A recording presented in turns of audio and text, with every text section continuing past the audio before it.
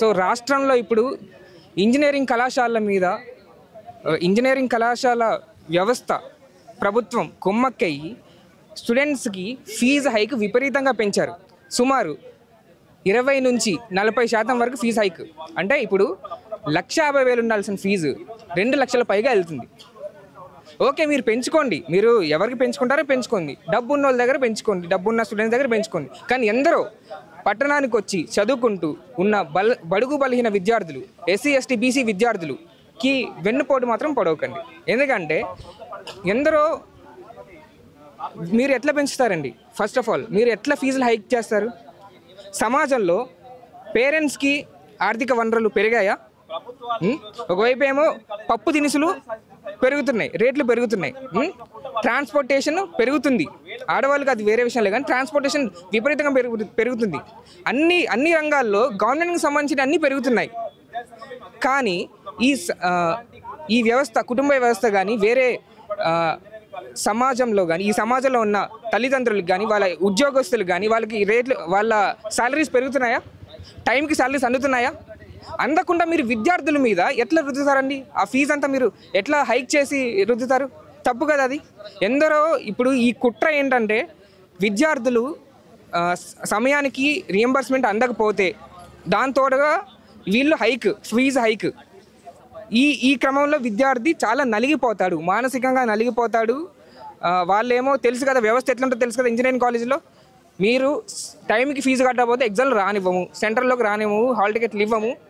ఒకవేళ టైంకి ఫీజు కట్టకపోతే మీకు టీసీలు ఇవ్వము, ఇంటర్మీడియట్ అయితే మీకు సర్టిఫికేట్లు ఇవ్వము, డిగ్రీ అయితే అట్లా చాలా ఉంటుంది.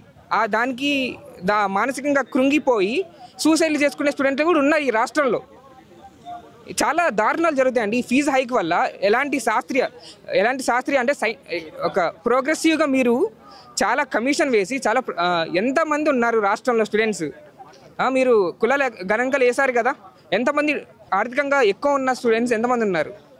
బలహీన వర్గాల నుంచి వస్తున్న స్టూడెంట్స్ ఎంతమంది ఉన్నారు? ఎక్కువ శాతం మీకు బలహీన వర్గాల ఉన్న స్టూడెంట్సే కనిపిస్తారు. పెంచితే మీకు ఆర్థికంగా ముందున్న విద్యార్థులు పెంచండి, ఈ బలహీన వర్గాలు కడుపెందుకు కొడతారు మీరు? సో దాన్ని మేము ఖండిస్తూ ఈ హైక్ ఏదైతే ఉందో విద్యకి దూరం చేసి విద్యార్థి ప్రశ్నించే తత్వాన్ని లొంగ తీసే ఈ క్రమం అయితే ఏదో ఉందో, ఈ కార్పొరేట్ ప్రభుత్వం కలిసి చేసిన కుట్రని మేము దీన్ని తీవ్రంగా ఖండిస్తూ ఈ జూలై 1న మేము జరిగే ఏదైతే సభ ఉందో ఆ సభలో మేము చాలా రిజల్యూషన్ చేయబోతున్నాము. దాన్ని తెలంగాణ వ్యాప్తంగా ఉన్న విద్యార్థులకి, యూనివర్సిటీలో ఉన్న అన్ని విద్యార్థులకి యాత్రలాగా చేస్తూ ప్రతి ఒక్కరికి మెసేజ్ పంపబోతున్నాము. అలాగే రియంబర్స్మెంట్ సుమారు 8,000 కోట్లు రియంబర్స్మెంట్ ఇవ్వాలి. ఇవ్వకుండా 2 academic years, last 2 academic years law field కానీ, లా డిపార్ట్మెంట్ అయినా కానీ, ఇంజనీరింగ్ డిపార్ట్మెంట్ అయినా కానీ, ఇంకా తెలంగాణలో వివిధ కళాశాలలో ఉన్న ఫార్మసీ, నర్సింగ్ చేస్తున్న విద్యార్థులకి రియంబర్స్మెంట్ లేదు. 2 నెలల క్రితం ప్రభుత్వం ఏం చెప్పిందంటే మీకు 1,200 కోట్లు మంజూరు చేస్తాము 2 నెలల్లో అన్నారు. కానీ మంజూరు చేయాల్సింది 8,000 కోట్లు. ఈ సంవత్సరం డిసెంబర్ లోపు 8,000 కోట్లు మంజూరు చేయకపోతే విద్యార్థులందరూ ఉగ్రరూపం చూసి మళ్ళీ ఇంకో ఉద్యమం మొదలవుతుందని మేము కరాఖండిగా మేము చెప్తున్నాము. అలాగే కౌన్సిలింగ్ ప్రాసెస్ అండి, ఎంసెట్ అయింది, ఇప్పుడు కొత్త విద్యార్థులు వస్తారు, కౌన్సిలింగ్ అయిపోయిన తర్వాత మళ్ళీ బి కేటగిరీ సీట్లు ఉంటాయి కదా, వాటిని మేము ఏమి హెచ్చరిస్తున్నామంటే ప్రభుత్వానికి బి కేటగిరీ సీట్లే ఉన్నాయో ఆ సిస్టమ్ని మీరు మార్చాలి.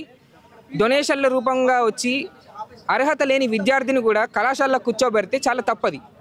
ఒక స్టూడెంట్ ఎక్సలెంట్ మార్క్స్తో వచ్చి అన్నిటికీ అర్హుడైన స్టూడెంట్ని మీరు కూర్చోబెడతారా? బాగా ఒళ్ళు బలిసి బాగా సంపాదించి అలాంటి విద్యార్థుల్ని డబ్బులు ఇచ్చి విద్య వాళ్ళకి ఇచ్చేస్తారా?